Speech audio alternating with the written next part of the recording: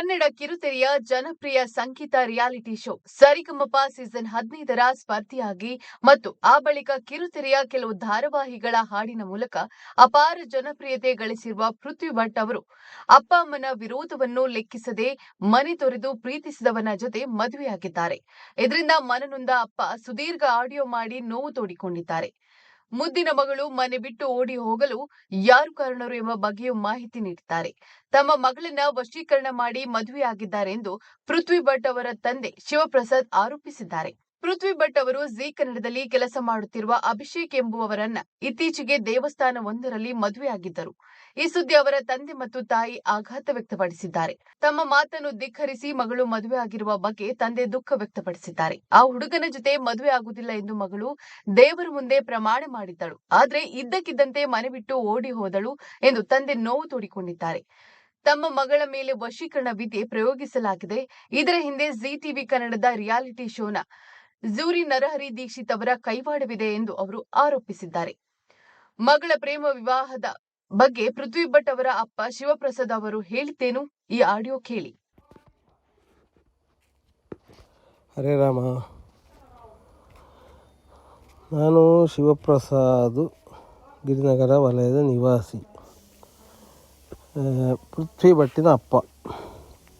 ಹಾಗೆ ನಮ್ಮ ವಲಯದಲ್ಲಿ ಕೆಲವೊಂದು ಮಾಹಿತಿ ಕೊಡಬೇಕಿತ್ತು ನನಗೆ. ಏನಂತ ಹೇಳಿದರೆ, ಈಗ ನನ್ನ ಮಗಳು ಅದೇ ಪೃಥ್ವಿ ಮೊನ್ನೆ 27ನೇ ತಾರೀಕಿಗೆ ಯಾರನ್ನು ಒಂದು ದೇವಸ್ಥಾನದಲ್ಲಿ ಮದುವೆಯಾಗಿ ನಮ್ಮನ್ನು ಬಿಟ್ಟು ಹೋಗಿದ್ದಾಳೆ. ನಮ್ಮ ಸಂಪರ್ಕದಲ್ಲಿ ಇಲ್ಲ ಈಗ ಅವಳು. ಅದು ಯಾರೋ ಜೀ ಕನ್ನಡದಲ್ಲಿ ಕೆಲಸ ಮಾಡುವನಂತೆ ಒಬ್ಬ ಅಭಿಷೇಕ್ ಅಂತ. ಅಂತೂ ಹವ್ಯಕ ಖಂಡಿತ ಅಲ್ಲ, ಬ್ರಾಹ್ಮಣನೂ ಅಲ್ಲ ಮೋಸ್ಟ್ಲಿ. ಅದು ಜಾತಿ ಯಾವುದಾದ್ರೂ ಅವಳು ನಮ್ಮನ್ನು ಬಿಟ್ಟು ಹೋಗಿ ಆಗಿದೆ. ಇನ್ನು ಜಾತಿ ಕಟ್ಕೊಂಡು ಏನೂ ಮಾಡಲಿಕ್ಕಿಲ್ಲ. ನಮ್ಮನ್ನು ಬಿಟ್ಟು ಈಗ ಇಲ್ಲಿ ಇವತ್ತಿಗೆ 20 ದಿವಸ ಆಯಿತು. ನಮ್ಮ ನೆನಪು ಕೂಡ ಅವಳಿಗೆ ಬಂದಿಲ್ಲ ಇಷ್ಟು ಸಮಯದಲ್ಲಿ. ಆ ಥರ ಇದ್ದಾಳೆ. ಇದು ಯಾರೂ ನಿರೀಕ್ಷೆ ಮಾಡುವಂತಹ ವಿಷಯವೇ ಅಲ್ಲ. ಅವಳು ಯಾವ ಥರ ಇದ್ಲು, ಅವಳನ್ನು ಯಾವ ಥರ ನಾವು ಬೆಳೆಸಿದ್ದೇವೆ ಅಂತ ಅದು ನಿಮಗೆಲ್ಲ ಗೊತ್ತಿರ್ಬೋದು ನೋಡಿದವರಿಗೆ. ಅದು ಯಾಕೆ ಹೀಗಾಯಿತೋ ಅದೊಂದು ಅರ್ಥ ಆಗೋದಿಲ್ಲ. ಅದು ಮತ್ತು ಇದರಲ್ಲಿ ಮತ್ತೊಂದು ವಿಶೇಷ ಅಂತ ಹೇಳಿದರೆ, ಒಂದು ಮುಖ್ಯವಾದ ವಿಷಯ ಅಂತ ಹೇಳಿದರೆ, ಇದನ್ನೀಗ ಅವಳನ್ನು ಧಾರೆ ಹಿಡಿದು ಮದುವೆ ಮಾಡಿಕೊಟ್ಟಿದ್ದು ನಮ್ಮ ಗಿರಿನಗರದ ವಲಯದ ನಿವಾಸಿ, ಭಯಂಕರ ಸಂಗೀತ ಶಿಕ್ಷಕ, ಮಹಾದುಷ್ಟ ನರಹರಿ ದೀಕ್ಷಿತ್ ಎಂಬವ. ನಿಮಗೆಲ್ಲ ಗೊತ್ತಿರ್ಬೋದು ನರಹರಿ ದೀಕ್ಷಿತನ ಬಗ್ಗೆ. ಕೆಲವೊಂದು ಕಡೆ 10-15 ಕಡೆ ಕ್ಲಾಸೆಲ್ಲ ಮಾಡ್ತಾನವ. ಜೀ ಕನ್ನಡದಲ್ಲಿ ಜೂರಿಯಾಗಿ, ಸರಿಗಮಪದಲ್ಲಿ ಜೂರಿಯಾಗಿ ಹೋಗ್ತಾನೆ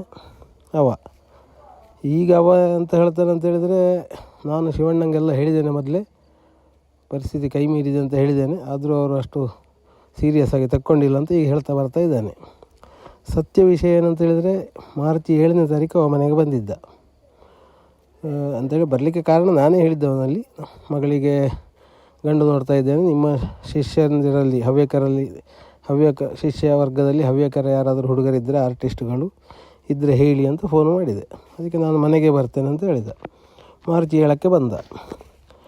ಮಾರ್ಚ್ 7ಕ್ಕೆ ಬಂದು ಹೇಳಿದ, ಜೀ ಕನ್ನಡದ ಒಬ್ಬ ಹುಡುಗ ಅಭಿಷೇಕ್ ಅಂತ ಹೇಳುವ ಪೃಥ್ವಿ ಹಿಂದೆ ಬಿದ್ದಿದ್ದಾನೆ, ಪೃಥ್ವಿಯನ್ನು ತುಂಬ ಇಷ್ಟಪಡ್ತಾ ಇದ್ದಾನೆ, ಪೃಥ್ವಿಗೂ ಸ್ವಲ್ಪ ಮನಸ್ಸಿದ್ದಾಗಿದೆ ಅವನ ಕೈಯಲ್ಲಿ, ಹಾಗೆ ಅದು ಏನಂತ ಒಂದು ಸಲ ಕ್ಲಿಯರ್ ಮಾಡಿಕೊಳ್ಳಿ, ಆಮೇಲೆ ಜಾತಕ ಕೊಡಿ ಅಂತ ಹೇಳಿದ. ಸರಿ ಅಷ್ಟೇ ಹೇಳಿದ್ದವ. ಬೇರೆ ಪರಿಸ್ಥಿತಿ ಕೈ ಮೀರಿದೆ ಅಥವಾ ಅವರು ಮದುವೆ ಹಂತಕ್ಕೆ ಬಂದಿದ್ದಾರೆ ಅದು ಯಾವುದು ಹೇಳಲಿಲ್ಲ. ಅದೀಗ ಅವನು ಹಾಗೆ ಹೇಳ್ಕೊಂಡು ಬರ್ತಾ ಇದ್ದಾನೆ. ಅದು ಯಾವುದೂ ಅವನು ಹೇಳಲಿಲ್ಲ. ಹಾಗೆ ಅವನು ಹೋದ ಮೇಲೆ ನಾನು ಪೃಥ್ವಿಯನ್ನು ವಿಚಾರಿಸಿದೆ, ಎಂಥ ಸಂಗತಿ. ಆಗ ಅವಳು ಹೇಳಿದ್ಲು, ಹೌದು ನನ್ನನ್ನು ತುಂಬ ಸಮಯದಿಂದ ಇಷ್ಟಪಡ್ತಾ ಇದ್ದಾನೆ ಅವ, ನಿಮಗೆ ಓಕೆ ಇದ್ದರೆ ನನಗೂ ಓಕೆ, ನಿಮಗೆ ಇಷ್ಟ ಇಲ್ಲ ಅಂದರೆ ನನಗೆ ಬೇಡ, ನೀವು ಹೇಳಿದ ಹುಡುಗನೇ ಮದುವೆ ಆಗುವುದು ಅಂತ ಹೇಳಿದ್ಲು. ಆದರೂ ನನಗೆ ಧೈರ್ಯ ಬರಲಿಲ್ಲ. ದೇವರ ಮುಂದೆ ಪ್ರಮಾಣ ಮಾಡು ಅಂತೇಳಿ. ಅವಳು ದೇವರು ಇಂಥದ್ದೆಲ್ಲ ನಂಬಿಕೆ ಜಾಸ್ತಿ ಇದೆ ಅವಳಿಗೆ. ಹಾಗೆ ದೇವರ ಮುಂದೆ ಪ್ರಮಾಣ ಮಾಡು ಅಂತ ಹೇಳಿದೆ. ಹಾಗೆ ದೇವರ ಕೋಣೆ ನಿಂತು ಪ್ರಮಾಣ ಮಾಡಿದ್ಲು. ಇಲ್ಲ, ನೀವು ಹೇಳಿದ ಹುಡುಗನೇ ಆಗೋದು. ನನ್ನ ತಲೆ ಮುಟ್ಟಿ ಹೇಳಿದ್ಲು. ಇಷ್ಟೆಲ್ಲ ಮಾಡಿದ ಮೇಲೆ ನಾವು ನಮ್ಮ ಮಗಳನ್ನು ನಂಬದಿರಲಿಕ್ಕೆ ಸಾಧ್ಯ ಉಂಟಾ? ಯಾರಾದರೂ ನಂಬುದೇ ಅಲ್ವಾ? ಹಾಗೆ ಅವಳನ್ನು ನಂಬಿದೆವು ನಾವು. ಈ ನರಹರಿ ದೀಕ್ಷಿತ್ ಬಂದು ಹೋದ ಮೇಲೆ ಅವಳ ವರ್ತನೆಯಲ್ಲಿ ತುಂಬ ಬದಲಾವಣೆ ಆಗಿದೆ ಮಾತ್ರ. ಒಂಥರ ವಶೀಕರಣಕ್ಕೆ ಒಳಗಾದ ಥರ ಇದ್ಲು ಅವಳು. ಅದು ಸ್ವಲ್ಪ ನಾನು ಈ ವಿಷಯದಲ್ಲಿ ಸ್ವಲ್ಪ ಸೀರಿಯಸ್ ಆಗಿ ಆಲೋಚನೆ ಮಾಡಬೇಕಿತ್ತು. ಅದು ನನ್ನ ಕಡೆಯಿಂದ ಒಂದು ತಪ್ಪು ಆಗಿದೆ ಅಂತೇಳಿ ಅವಳ ವರ್ತನೆಯಲ್ಲಿ ಚೇಂಜ್ ಆದ ಕಾರಣ ಸ್ವಲ್ಪ ಆಲೋಚನೆ ಮಾಡಬೇಕಿತ್ತು ನಾನು. ಅದೊಂದು ಮಿಸ್ಟೇಕ್ ಆಗಿದೆ ಪಕ್ಕ 100%. ಹಾಗೆ 20 ದಿವಸದಿಂದ ಹಾಗೆ ಇದ್ಲು. 27ನೇ ತಾರೀಕು ಬೆಳಿಗ್ಗೆ ಒಂದು ಸ್ಟುಡಿಯೋದಲ್ಲಿ ರೆಕಾರ್ಡಿಂಗ್ ಇದೆ ಅಂತೇಳಿ ನಾನೇ ಬಿಟ್ಟು ಬಂದಿದ್ದು ಸ್ಟುಡಿಯೋಕ್ಕೆ. ಹೋದಳು. ಮಧ್ಯಾಹ್ನ 3 ಗಂಟೆಗೆ ನಂದಿನಿ ಲೇಔಟ್ ಸ್ಟೇಷನಿಂದ ಫೋನ್ ಬಂತು ನನಗೆ. ನಿಮ್ಮ ಪೃಥ್ವಿ ಭಟ್ ನಿಮ್ಮ ಮಗಳ, ಅವಳೊಬ್ಬ ಅಭಿಷೇಕ್ ಅಂತ ಹುಡುಗನನ್ನು ಮದುವೆಯಾಗಿ ಇಲ್ಲಿ ಬಂದೇಳಿ ನಿಮ್ಮ ಮನೆಗೆ ಬರ್ತಾಳೆ ಅಂತ ಬರ್ತಾರಂತೆ. ನಾನು ಹೇಳಿದೆ ಬೇಡ, ಮನೆಗೆ ಬರೋದು ಬೇಡ. ಯಾವಾಗ ಇಷ್ಟು ದೊಡ್ಡ ಮೋಸ ಮಾಡಿ ಹೋಗಿ ಮದುವೆ ಆದಲೋ ಅವಳು ಮತ್ತೆ ಮನೆಗೆ ಬರೋದು ಯಾಕೆ? ನಾನಾದರೂ ಸ್ವಲ್ಪ ಇದಿದ್ದು, ನನ್ನ ಹೆಂಡತಿ ಅಂತೂ ಸಿಕ್ಕಾಪಟ್ಟೆ ಇದಿದ್ದಾಳೆ, ಅವಳ ಬಗ್ಗೆ ಭಾರಿ ಸ್ಟ್ರಾಂಗ್ ಆಗಿದ್ದಾಳೆ ಅವಳು. ಸಾಧ್ಯವೇ ಇಲ್ಲ, ಮನೆಗೆ ಬರೋದು ಬೇಡ, ಮನೆಗೆ ಬಂದರೆ ಇಲ್ಲಿ ಗಲಾಟೆ ಆಗುತ್ತೆ ಅಂತ ಹೇಳಿದೆ ನಾನು. ಸರಿ ಅಂತೇಳಿ ಹಾಗೆ ಅವರು ಹೋದವರು ಮತ್ತೆ ಸುದ್ದಿ ಇಲ್ಲ. ಮತ್ತು ಈ 20 ದಿವಸದಲ್ಲಿ ನಮ್ಮ ಒಂದೆರಡು ಸಲ ಫೋನು ಮಾಡಿದ್ಲು, ಸಾರಿ ಅಪ್ಪ ಅಮ್ಮ ಅಂತ. ಅದು ಬಿಟ್ಟರೆ ಬೇರೆ ಯಾವುದೇ ಕಾಂಟ್ಯಾಕ್ಟ್ ಇಲ್ಲ. ಅದು ಮರುದಿವಸ ಅವಳು ನನ್ನ ಅಕ್ಕನ ಮಗ ಫೋನ್ ಮಾಡಿದಾಗ ಅವಳು ಹೇಳಿದ್ಲಂತೆ, ಇದು ದಾರಿ ಹಿಡಿದಿದ್ದು ನರಹರಿ ದೀಕ್ಷಿತ್ ಅಂತ. ಅದು ಮರುದಿವಸ ಗೊತ್ತಾಯಿತು ನಮಗೆ. ಅದು ನಮಗೆ ಭಯಂಕರ ಆಘಾತ ಆಯಿತು ಮಾತ್ರ. ಈ ಮಗಳು ಮಾಡಿದ ಈ ತಪ್ಪಿನಿಂದಲೂ ದೊಡ್ಡ ಆಘಾತ ಆಯಿತು ನಮಗೆ ಈ ವಿಷಯ ತಿಳಿದು. ನಮ್ಮ ಹವ್ಯಕ ಸಮಾಜದಲ್ಲೇ ಇದ್ದುಕೊಂಡು, ನನಗೆ ತುಂಬ ಕ್ಲೋಸು ಇದ್ದಾವ, ನಾವು ಗೊತ್ತಿರೋರಾಗಿಕೊಂಡು ಹವ್ಯಕ ಸಮಾಜದಲ್ಲೇ ಇದ್ದುಕೊಂಡು ನಮಗೆ ಒಂದು ಮಾಹಿತಿಯನ್ನು ಕೊಡದೆ, ಅವ ಜೀ ಕನ್ನಡದಲ್ಲಿ ಕೆಲಸ ಮಾಡ್ತಾನಲ್ಲ, ಆ ಜೀ ಕನ್ನಡದಲ್ಲಿ ಏನೋ ಒಂದು ಲಾಭ ಕಂಡಿದ್ದಾನೆ ನಾವು, ಅದು ಏನಂತ ಗೊತ್ತಿಲ್ಲ. ಇಲ್ಲಾದ್ರೆ ಸುಮ್ಮನೆ ಯಾರು ಹಾಗೆ ಮಾಡ್ತಾರೆ. ನಮಗೆ ಯಾವುದೇ ಮಾಹಿತಿ ಕೊಟ್ಟಿಲ್ಲ. ಈಗ ಅಟ್ಲೀಸ್ಟು 27ನೇ ತಾರೀಕು ಬೆಳಿಗ್ಗೆ ಅವನಿಗೆ ಸುದ್ದಿ ಬರ್ತದಲ್ಲ, ಆಗ ಹೇಳ್ಬೋದಿತ್ತಲ್ಲ ಅವನಿಗೆ, ಹೀಗೆ ಪರಿಸ್ಥಿತಿ ಕೈ ಮೀರಿದೆ ಶಿವಣ್ಣ, ದಾರ ಎರೆದು ಕೊಡಿ, ಮದುವೆ ಮಾಡಿ, ಏನಾದ್ರು ಒಂದು ಬೇಕಿತ್ತಲ್ಲ, ಮಾಹಿತಿ ಕೊಡಬೇಕಿತ್ತಲ್ಲ. ನಮಗೆ ನಮ್ಮ ಜೀವಮಾನದಲ್ಲಿರುವಂಥ ಒಂದೇ ಒಂದು ದಾರ ಎರೆದು ಮದುವೆ ಮಾಡುವಂಥ ಅವಕಾಶವನ್ನೇ ಕಿತ್ಕೊಂಡಲ್ಲವ. ಜೀ ಕನ್ನಡದವರು ಹೇಳಿದ್ರು ಅಂತ ಹೇಳಿ ದಾರ ಎರೆದದ್ದಂತೆ. ಆದರೆ ಇದಕ್ಕೆ ಅರ್ಥ ಇದೆಯಾ? ನಮ್ಮ ಹವ್ಯಕ ಸಮಾಜ ಇವನನ್ನು ಕ್ಷಮಿಸ್ತದೆಯಾ? ಇವನಿಗೆ ಕ್ಷಮೆ ಇದೆಯೇ ಅವನಿಗೆ? ಆದ್ದರಿಂದ ನನ್ನ ಗಿರಿನಗರ ವಲಯ, ನನ್ನ ಬಾಂಧವರು, ದಯವಿಟ್ಟು ಇವನ ಬಗ್ಗೆ ಸ್ವಲ್ಪ ಜನರಿಗೆ ತಿಳಿಸಿ ಹೇಳಿ. ಈಗ 10-15 ಕಡೆ ಕ್ಲಾಸ್ ಮಾಡ್ತಾನೆ, ಅಲ್ಲಿಗೆ ಬರುವ ಹೆಣ್ಣು ಮಕ್ಕಳನ್ನು ಇನ್ನು ಬೇರೆ ಯಾವುದೋ ಎಲ್ಲೋ ಒಂದು ಲಾಭಕ್ಕಾಗಿ ಹೀಗೆ ಮಾಡಲಿಕ್ಕಿಲ್ವ? ಅವನ ಮೇಲೆ ಏನು ಗ್ಯಾರಂಟಿ? ನಾನು ಗಿರಿನಗರ ವಲಯದಲ್ಲಿದ್ದುಕೊಂಡು ಮಠಕ್ಕೆ ತುಂಬ ನಿಷ್ಠಾವಂತ, ಎಲ್ಲ ಕಾಣಿಕೆ ಅದು ಇದು ಎಲ್ಲವೂ ಕೊಡ್ತಾ ಇರ್ತೇನೆ. ಅದು ಬೇಕಿದ್ರೆ ನಮ್ಮ ಶ್ರೀಪಾದಣ್ಣ ಹಂಸಗಾರ ಅವರಲ್ಲಿ ಕೇಳಿ.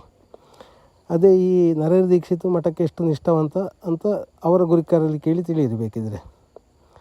ಅವ ಏನಾದರೊಂದು ಮಠದಿಂದ ಲಾಭ ಇದ್ದರೆ ಮಾತ್ರ ಮಠಕ್ಕೆ ಬರ್ಬೋನು ನಾನು ತಿಳಿದ ಹಾಗೆ.